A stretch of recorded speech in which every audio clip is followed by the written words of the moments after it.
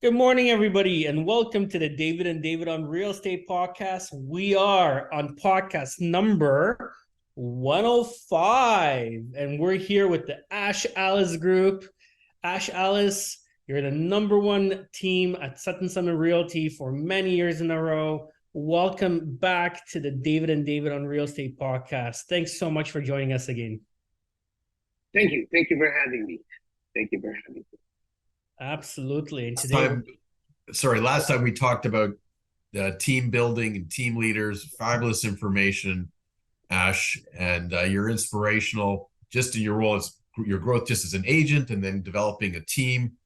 And now we want to dive in a little bit about some of the success you're having as a team and on a personal level about what you do and what people should be doing in terms of investing in real estate. Yeah, sure. I'm happy to share. And this is an important topic, right? Because, as a broker owner, realtors don't have a pension plan. They don't have anything to really fall back on. And, a lot of agents do a great job to win for their clients, but it's time that agents learn to take a W for themselves, right? So I think more agents need to really look at our real estate market and look at investing in real estate through a different lens. And that's the lens of, taking control of their own finances, of building a nest egg and making sure that, when it comes time to retirement, that they're able to be in complete control of their finances. And very quickly, I want to share a story, and I share this story a lot, but I'm going to keep sharing it because I want to get this point across to all the agents out there. Ash, I remember a couple of years ago, I had, a really big veteran agent come into my office. I don't want to mention names, but he was well into his 80s. And he sat across the desk from me and he told me about a new listing that he has coming up. So, I put my broker cap on, I leaned forward. I'm like, yes, you have a listing. Congratulations. And the agent looked at me with this puzzled face. And he said, no, David, you don't understand. I don't want to be trading in real estate. I don't want this listing. I'm taking this listing out of necessity. I'm taking this listing because I have to. I have no money in my bank account. I'm in over my head with debt. And I need to take this listing to make sure that I'm okay at the end of the month. And that hit me like a pile of bricks. As a broker owner, I couldn't believe this. A really successful agent. He's mentored agents before. He's been around for a long time. He practically wrote the book on listing presentations. I was shocked, but that really hit me like a ton of bricks. And I swore to myself as a broker owner, I'm going to do whatever I can to empower agents to think about real estate in a different way and to make sure that they get in the game and they get in the game early on so they can Yeah, take control of finances. So this is yeah, this is a very dear and dear topic to my heart, and I love the fact that we're talking about this. And Ash, I want you to share your experiences, share some numbers, and really help our listeners understand what investment means to you first and foremost, but how you kind of handle investments and how you live and preach and how you kind of do this on an everyday basis. So let me start by saying, in my past life before I became a realtor, worked at a bank and I have a financial planning background. So, when I joined real estate, it was a financial planning background along with real estate. Guess what? We're hitting the path of real estate investing. I did own a couple of real student rentals when I started out. So that was kind of my experience, and that was the reason I got into real estate. I kind of fell into this, not knowing too much about investing. However, today, after 40 years, I've been an investor now for about 20 years. Okay, so my first property was probably 20 years ago, exactly now.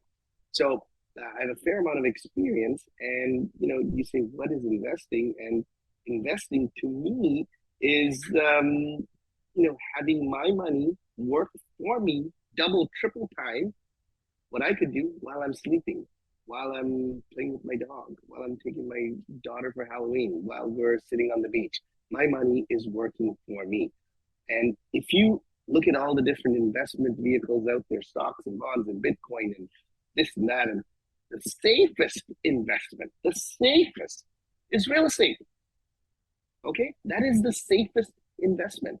And yet, when you run the numbers on a basic buy and hold property, your yield is about 30%, 30%. Okay, and that's crazy. Stock market, the average return is 5 to 7% over 50 years. Real estate is 30.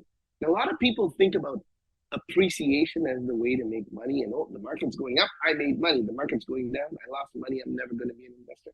That's like the stock market, that's like a roller coaster. That's not investing. Investing is for the long term.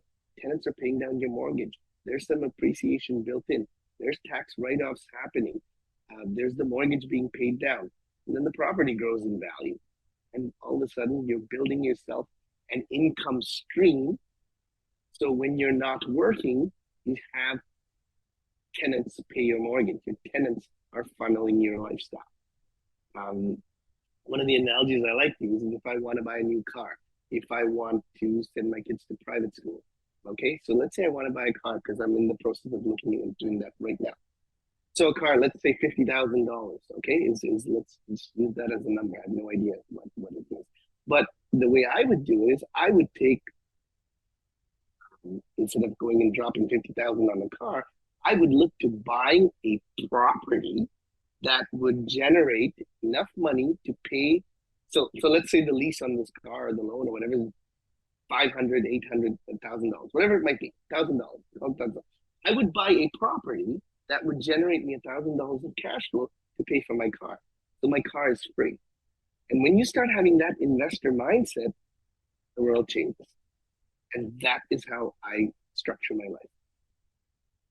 So when I say I'm going to buy a car, what that means is I'm going to buy an investment property. Love it. It's the Robert Kiyosaki Rich Dad Poor Dad way of thinking. You know, like Yes, the first time I read that book many years ago, it completely changed my perspective. Not really changed my perspective, but it reinforced the way I think. I'm like, wow, there's other people, like I'm not crazy to think this way, right? So it was more of a reinforcement, but a validification of the way I think as well. But if you haven't read that book, Rich Dad Poor Dad, it's gonna, it's gonna change your life in terms of how you think about investments as well. As you talked about, buy and hold and the growth of investment and the advantages over time, but you've also had some success on the other, like with more of a buy and flip and turn properties over. So maybe tell us a story about your successes that way. Sure. So I do have a buy and hold portfolio. And when as realtors, our income is, you think traditionally it's selling homes, right? So with the knowledge, you have the buy and hold portfolio. So I do have a few properties under there. I also have a property management company that'll manage a select few properties. Again, another income stream. Okay. And then I've started flipping homes as well. So that's been sort of a 7-year. I've been flipping homes for about 7 years. So I'll roughly flip about 4 to 6 homes a year. I have 2 crews, so I need to keep them busy because their prices are pretty good because I keep them busy a lot of the year. And yeah, so you guys want to hear numbers or? Yeah, tell us what you're working on right now. And I mean, these are real numbers. I know you actually sent me the listing before you bought it. You bought a house in Glen Abbey, and you sent me the listing, and this was recently. This is like about 4 months ago, maybe. You sent me the listing. No. That was a different house, but I bought another one about 2 months ago. Maybe it was 4. Sorry, you might be right. Yeah, I think it was 4 months ago. You sent me the listing. You said, David, what do you think about this property? And the property was a detached house in Glen Abbey in Oakville. And I think they were selling it for under $1 million. And you asked me my opinion, and I said, listen, detached house in Oakville for this price range, it's a no-brainer. I don't even care what it looks like, right? It's a no-brainer. So tell us about that property, when you bought it, what you paid for it, what your rental costs were, And I just before we started the podcast, he shared with me that you sold it. So we're gonna get the full 180-degree view. Sure. So let me start with how I found that property. It was actually listed exclusively. So another realtor had it on exclusive.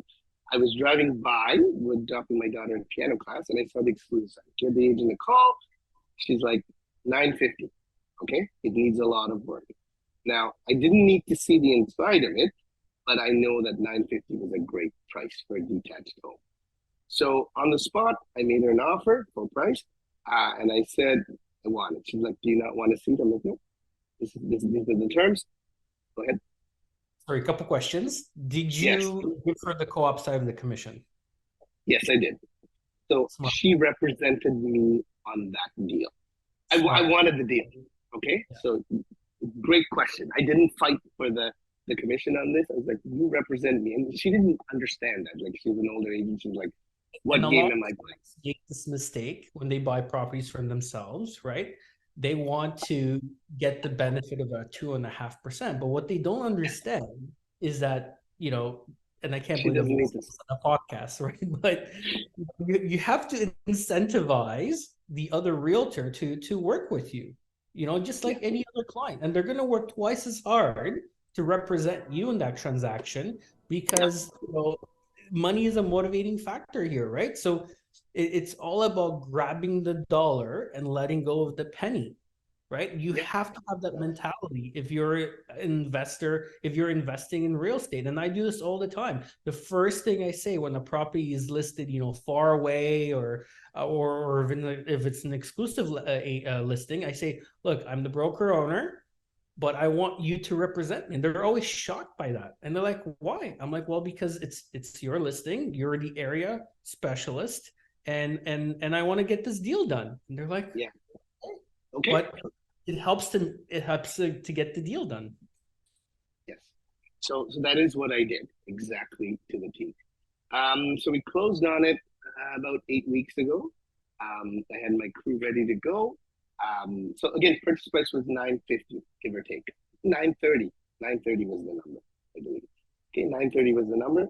Purchased, closed about 8 weeks ago. Rental costs about $80,000. Okay, which is very cheap for everything that was done. The whole house was overhauled.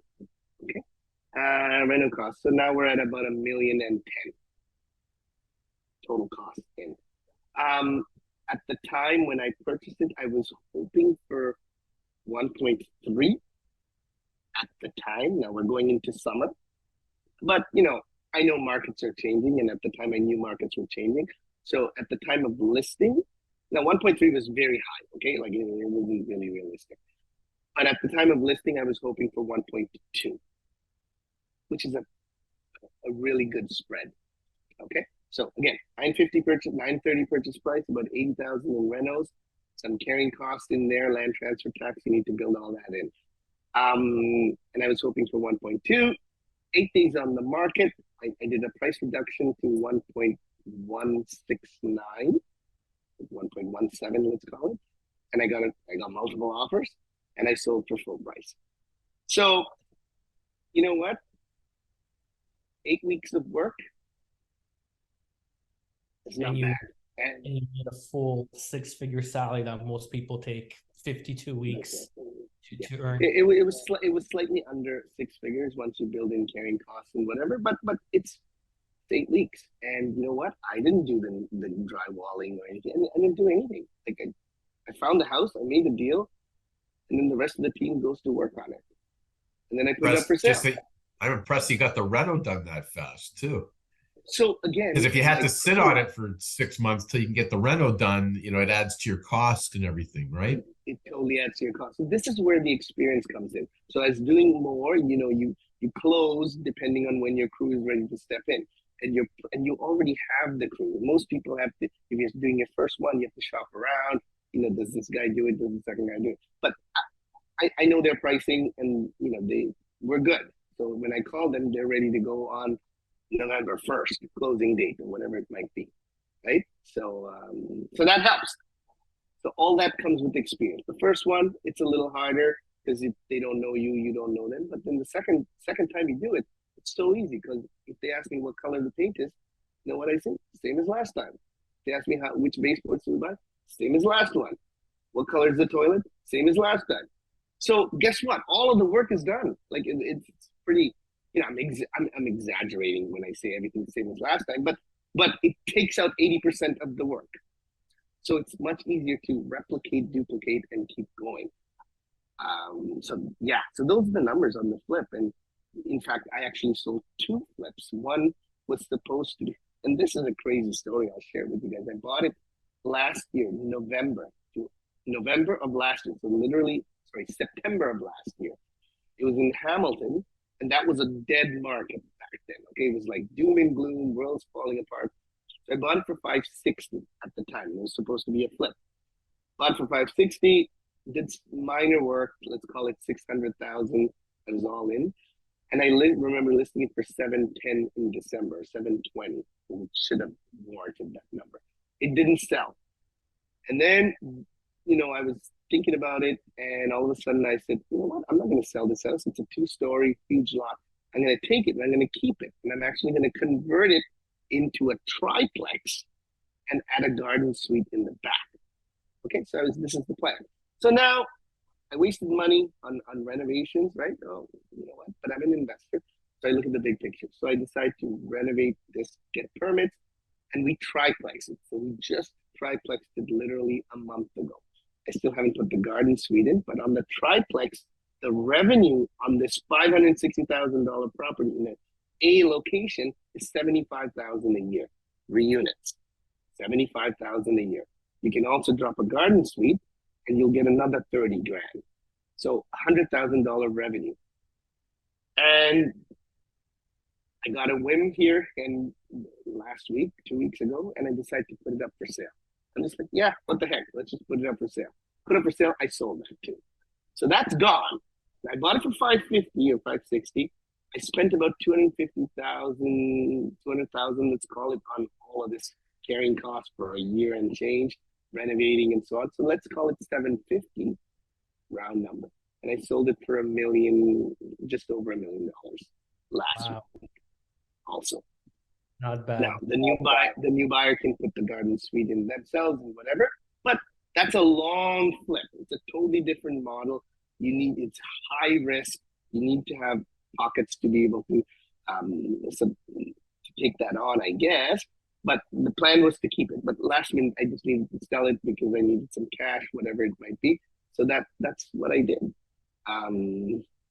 It was funny. I was on a YouTube segment like this 2 weeks ago, and I was talking about that property with the other. He's also a realtor investor, and he said, "Why don't you sell it?" And I was like, "Yeah, why don't I?" And I sold it. Right. That's literally why I decided to sell it. But nevertheless, that is another stream of income. Now, I also want to tell you, because as realtors, you're going, well, that's great, lots of money, but the back part of the story. So when I put up that house for sale in Glen Abbey, for example, guess what? I get to put my sign on the lawn. I get to knock the neighbors. My team gets to do open houses on these. We get signed calls. People call and say, "Hey, I want to see your house." These are leads, right? So don't forget the whatever the word is, the exponential effect. The exponential effect of putting something up for sale. I'm creating inventory. So to all those people saying, you know what, there's nothing to sell, well, create your own sale. And that's what I'm doing here. Yeah, I'm buying it. Yeah, I'm selling it. I'm going to save a little bit on the commissions because I'm a realtor. But I'm creating my own inventory. And hopefully I double in. And this is the part that's big, okay? So whenever I do a flip, I will advertise it to my database, okay? And I'll say, David, I'm doing a flip, okay? I'm buying it for this price. It's closing next week. Come follow along, David. I'm going to show you how to make money. Because David never wants to do a flip. He's like, risk, I've seen it. So David comes in the house. He sees it as a dump. He shows up every week. And then he sees me sell it for whatever. What do you think David does next week? I want to do this too. And now I have a client. Okay, so there's a reciprocal effect or compounding effect, whatever the word is, for all of these things, right?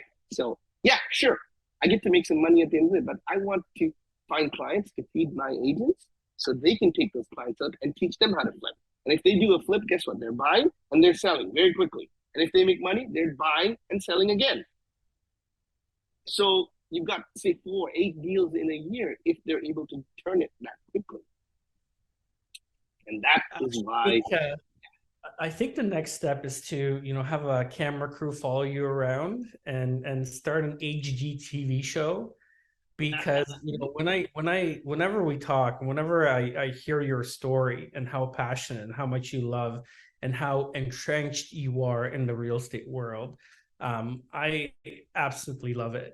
And I think every agent should bring this type of value to their clients. Yeah, we totally. we are consultants. Like, a lot of agents look at themselves as transactional based. I completely disagree with that approach.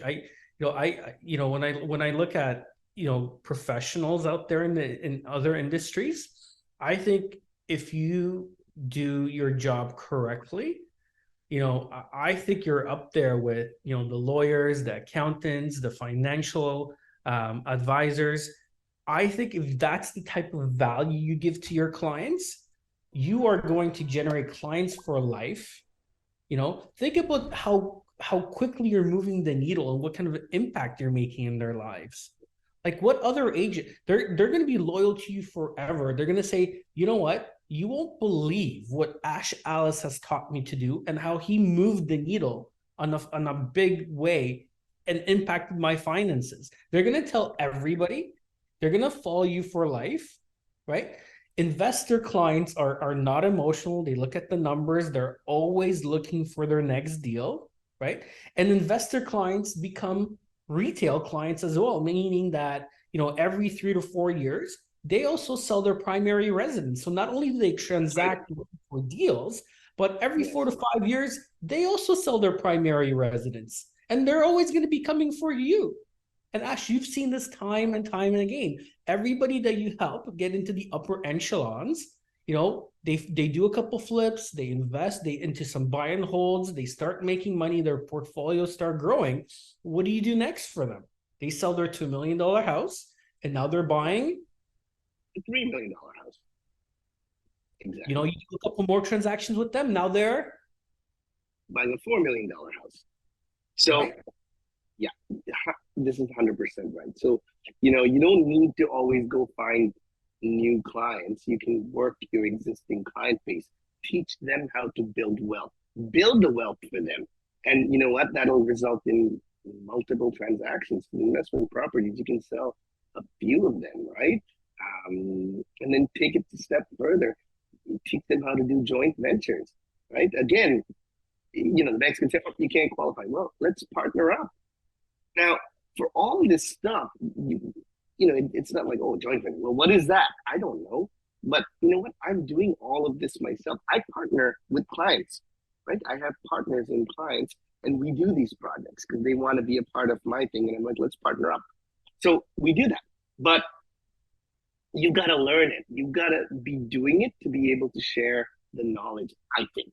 And it's, as opposed to selling, whenever you can say, I also do this, here's my buy and hold, here's my flip, here's my this, and then you kind of figure out what they want to be. They know they're not just talking to a salesman, they're just talking to someone who's actually doing it themselves. And there's a big difference in that. There's a huge difference in there, right? So this is brilliant, Ash. I want to just tie a little bow on this because our first episode with you, episode 103, we started off talking about the market. And to some people, it's a woe is me market. It's a down market. What are we doing? How am I getting deals? How do I make a living? And we've now gone from that. And now in this episode, you've shared a brilliant plan. How it doesn't matter what the supply is in the market. You can create your own supply. You can create your own transaction. You can create a network of transactions by the simple Ash Alice plan. of investing. And I think it's brilliant. It doesn't matter what the interest rates are. It doesn't matter what the supply is out there in the general market. You can create your own market. And I really appreciate you sharing that with everybody. And I hope everybody that watches, listens, that takes it into heart and is inspired by this. Should be. We don't have to wait for interest rates to go down. We don't have to wait for there to be more supply. Nope. I got to watch this episode 10 times and make notes about what Ash told me to do. Because think about it, Dave. Most people will go, "Oh, the market's going down. Flipping is not a good idea." You know what? They might be right, but you're in and out in the same market. You're buying and you're selling within a month or eight weeks if you can. So you're kind of in the same market. And as a realtor, you need to know. It's easy for you to find out what is the value. So it's not a big risk, is how I look at it anyway. Okay. As long as you understand the market, yeah, it's going to go down. Like I said, my first one, I was hoping for 1.3 because I'd like to make all of that. Realistically, I was pushing 1.2. I didn't even get it, but I got 1.17, 1.169. It's good. It's still good because you know what? You don't have to hit home runs every time. It's the base hits that add up. I'm doing 4 to 6 of these a year. So let's add up those little base hits, right? So at the end of the year, there's another revenue stream that you're using. And guess what? Real estate agent. I have access to all that information, having access to all that number, and I save a little bit on commissions, build your team. This is if you want to flip. You don't have to flip. You can start a buy and hold strategy and teach people how to do the BRRRR, buy, refinance, renovate, rent, refinance. We do a lot of that as well. And then teach them how to show them you're doing it yourself. And then they're going to follow you. That's what I'm seeing. Yeah, I think as an industry, we have to switch from a transactional base to a consultant's approach. And that's how we're going to add a lot more value. You know, I'm speaking at the Kathleen Black Team Summit on November 7th. And, you know, this episode is probably going to air after my speech is done. But that's what, you know, I'm speaking about. I'm speaking about, you know, how do you add value to the majority of the population who haven't made a buy or sell decision, right? Yeah. Because realtors market all the time to that 3% of the population who is in the market to buy and sell. And there's 96,000 realtors competing for that very small part of the market. But the average person doesn't care about your just listed or just sold or your market updates because they're busy living their life. So what value are you going to bring to that 97% of the population where your advertising is completely missing the mark, right? And I think if you can bring them this sort of value, if you can show them how to level up their finances, if you can show them how to, you know, really invest for the long term and create wealth through real estate, then you know, you're gonna be that professional of choice. Your messaging is gonna hit the mark, and you know you're gonna get into those untapped opportunities that the majority of 96,000 realtors are completely missing the mark with. Yeah, and if people are looking to learn how to do all these things, you know, David, you have the perfect program, right? And that's where you go to all of the different types of investments out there. That's it. That's where you start. If you're overwhelmed by what I just said, go watch David's show. Your program. Sorry, I forget what it's called, but it's a great program. The Real Estate Investment Specialist designation through the REI Institute. You know, and I'm so passionate about this, Ash, and you know, it's for exactly all the reasons that we discussed in this episode. Yeah. So that's where you learn it all. Pick one and go run with it. Awesome. Create your inventory, create an extra stream of income. And just one last comment from me on this. There's one other team building concept that goes on here too. Okay, you're the realtor, you're the one, you know, driving the bus here, but you've got to get your financing in place. You got to have the right mortgage broker available, you know, to do these type of deals, whether it's buy and hold or you're buying and flipping, like short-term financing, whatever you need, construction finance. You got to have the right team there. You got to have the right team available to go and do your renovation when you need it done, because the timing's critical there. So you're building that team as part of the success here as well. needless to say, you've got to have a good lawyer to get your transactions closed on time. I don't know if you recommend anybody for that, but the important thing is Yeah. you're a It's got team to start with builder. the David. But you're a team builder, and that's part of, that's a different team you're building, but you have to have that right team in place as well. And you know what, David, you spoke about mortgages, and a lot of people get stuck right there. And they're like, well, the bank's not going to lend me money to flip. And the banks don't like to lend you money to flip. They don't like it.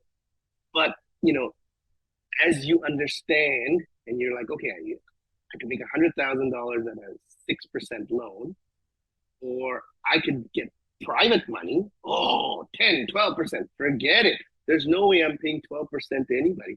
All right, well, instead of making 100, you're going to make 90 or 80, but you got to pay 12, 15% private money. And people get stuck there. They're like, I don't want to pay 15%. So you don't want to make $80,000? Like, so pay 15%, pay 20%. You'll end up with 70. And a lot of people get stuck there. So there is private money out there, and you definitely need lawyers to help you structure that.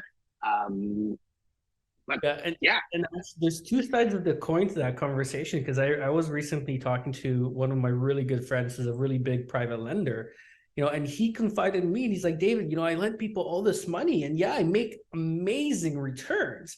But he's like, everybody I lend money to, they 5x what I make on them. And it was kind of a funny conversation, because this guy makes hundreds of thousands of dollars a year, right? But when he looks at what those people do with his money and how they're able to take his money and 5x it in the market, even though he makes hundreds of thousands of dollars a year on them, he was saying, David, like they're not using their money. They have very little risk other than their name attached to the paperwork, and they're 5xing their return. So he was kind of confiding in me, saying, my God, I'm on the wrong side of this. I should be on this side of the coin, not on this side of the coin. So I think it's all mindset. It's like flipping a switch. When you flip that switch and you start understanding these concepts, it's so easy to build wealth, right? But if you're always going to be mining that penny, you're not going to see the $100 bill that's just around the other side of the corner, right? And that's the whole point. It's all mindset. 100% agree. Yeah.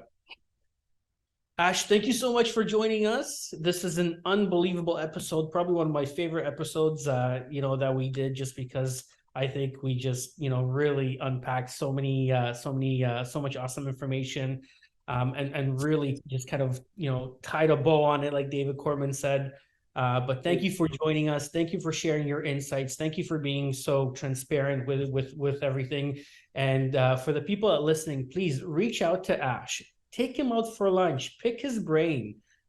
Ash has a wealth of experience, and he's always been willing to share. So Ash, thank you so much for coming on the show. Very proud of you. Keep doing the great work that you're doing. And, I hope that everybody has been inspired, just like I've been inspired on this episode. Amazing. Thank you, David. And thank you, David. Thanks so much. Thanks so much.